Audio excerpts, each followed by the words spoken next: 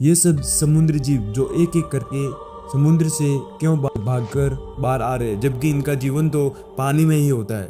कुछ लोगों का मानना है कि समुद्र में एक पुराने समय से एक समुद्री राक्षस है जो समुद्र की गहराइयों में था। वह अब जाग गया है, जिसके कारण ये सभी जीव समुद्र को छोड़कर भागने पर मजबूर हो रहे हैं। अचानक इन मछलियों के झुंड का बाहर आना, 150 से ज़्यादा व्हेल मछलियों का समुद्र छोड़कर किनारे पर मर जाना, लाखों कछुओं का एक साथ समुद्र छोड़ना और तो और प्रलय मछली और इस फुटेज का लेवियाथन के होने का दावा करना। तो ये जानेंगे इस वीडियो में इसके पीछे का रहस्य और वैज्ञानिक कारण भी कि आखिर में सच्चाई क्या है। तो इस डॉक्यूमेंट्री वीडियो को एंड तक जरूर देखना। लेवियाथन ये एक समुद्री जीव था जिसे न कोई इंसानी ताकत मार सकता था। ये एक बहुत बड़ा विशाल समुद्री राक्षस था जो समुद्र की गहराई में रहता था।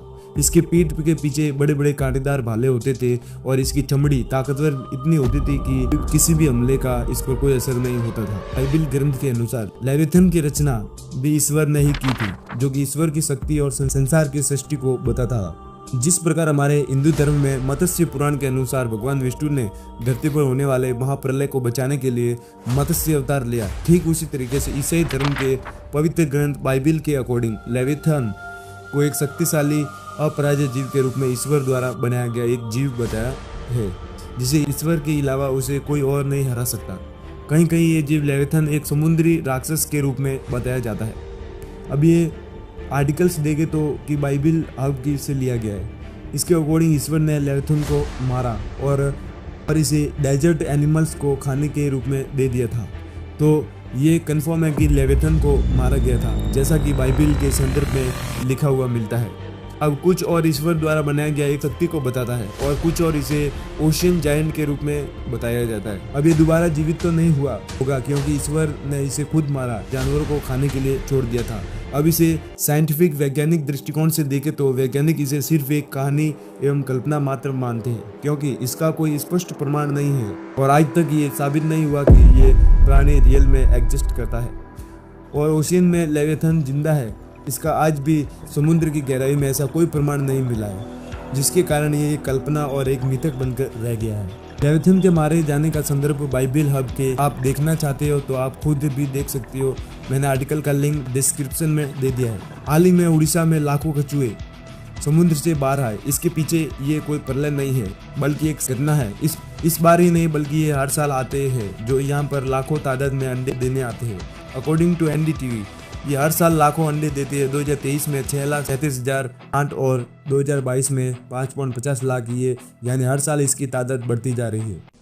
सेकंड था केरल का ये वीडियो, आपने वीडियो फुटेज देखा होगा। अब इसे कुछ लोग इसे नहीं जानते, उनका डरना सही है कि अचानक करोड़ों मछली पानी को छोड़कर बाहर तट पर आ जाती है, लेकिन ये घटना नहीं है।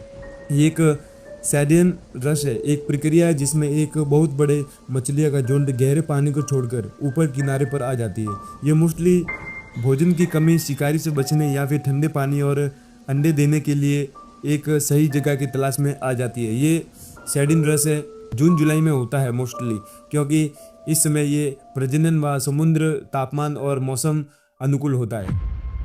थर्ड आपने देखा होगा व्हेल मछली। ये जो आप इन व्हेल मछली का वीडियो फुटेज देखते हो तो ये बहुत वायरल हो रहा था और बताया जा रहा है कि इन्हें इतनी सारी व्हेल मछली का समुद्र तट पर मरना एक बहुत बड़े विनाश को दर्शाता है।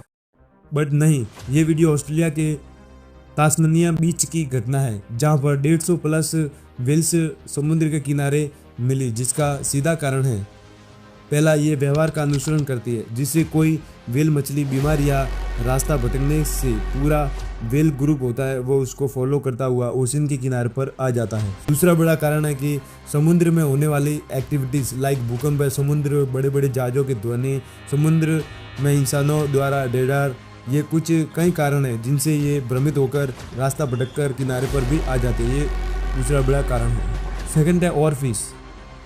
इस ऑरफिश को प्रलय मछली यानी डूम्सडे के नाम से भी जानते हैं, क्योंकि ये जब भी मतलब ओशन से बाहर आती है, भूकंप, सुनामी या कोई ना कोई विनाश जरूर होता है अकॉर्डिंग टू लोक कथाओं के अनुसार। अब इसका एक पूरा डिटेल वीडियो है तो आप बाद में देख लेना। तब तक हम बात करते हैं इस लेवियाथन क्रीचर जो कि आज ट्रेंड में है। आज बताया जा रहा है कि ये समुद्री राक्षस है जो अब समुद्र की गहराइयों में जा गया है। उसी के कारण ये सब जीव है वो समुद्र को छोड़कर अपनी जान बचाने के लिए समुद्र छोड़कर बाहर भाग रहे। बट हम इनकी सच्चाई को जानेंगे कि क्या लेविथन वाकई में है, और बात करेंगे कि सैटेलाइट से ली गई वो फोटो जिसको लेविथन बताया जा रहा है उसके बारे में भी। जैसा कि मैंने स्टार्टिंग बताया कि ये सिर्फ ये बाइबल ग्रंथ में बताया गया है, लेकिन बाइबल में इसे मारकर जानवरों को खिला दिया गया था। बट वैज्ञानिक इसे एक लोक कथा और एक मिथक कल्पना मानते हैं, बिकॉज इसके होने का कोई प्रमाण नहीं मिलता कि ये रियल में एग्जिस्ट करता है या फिर नहीं। अगर बात करें इस स्ट्रक्चर की तो ये लेविथन नहीं बल्कि एक ऐसा समुद्री रास्ता है जो ठंडे गर्म पानी के मिलने से यहाँ पर समुद्री तूफान भंवर और 150 फीट तक ऊपर लहरें ऊपर उठती है, जहाँ कोई भी जहाज बच नहीं सकता। इसका नाम है ड्रेक पैसेज, और ये आंख जैसा स्ट्रक्चर एक आइसलैंड है। तो अगर आपको इस ड्रेक पैसेज जानने रास्ते पर डिटेल वीडियो चाहिए तो सब्सक्राइब करना ताकि ये वीडियो आप तक वापस पहुंच पाए। अब मैंने हर बात को एविडेंस और डिटेल के साथ बता दिया, लेकिन हाँ, पृथ्वी का अंत हम इंसानों से ही होगा, क्योंकि पर्यावरण खत्म हो रहा है। बढ़ता पॉल्यूशन, समुद्र में कई एक्टिविटीज़ जो एक दिन समुद्री जीवों को ख़त्म कर देगी, जो सिर्फ हमारे बच्चे इन्हें कहानी और फोटो में ही देख सकेंगे। जैसा कि 5G नेटवर्क से पक्षियों लाइक चिड़िया का खात्मा होता जा रहा है। कुल मिलाकर बात की जाए तो पर्यावरण के खत्म होने से हर साल गर्मी बढ़ रही है, जिससे समुद्र का पानी वो गर्म हो रहा है, और समुद्र में रहने वाले जीव अपनी जान बचाने के लिए खुद ये जानते हुए कि पानी से बाहर मौत है, तो फिर भी ये पानी को छोड़ रहे। हम इंसान तो किसी भी तकनीक से बच सकेंगे, वो भी ज़्यादा टाइम तक तो नहीं, बट अगर समुद्र का पानी गर्म होगा तो ये जीव पानी में रहने वाले कहाँ जाएंगे।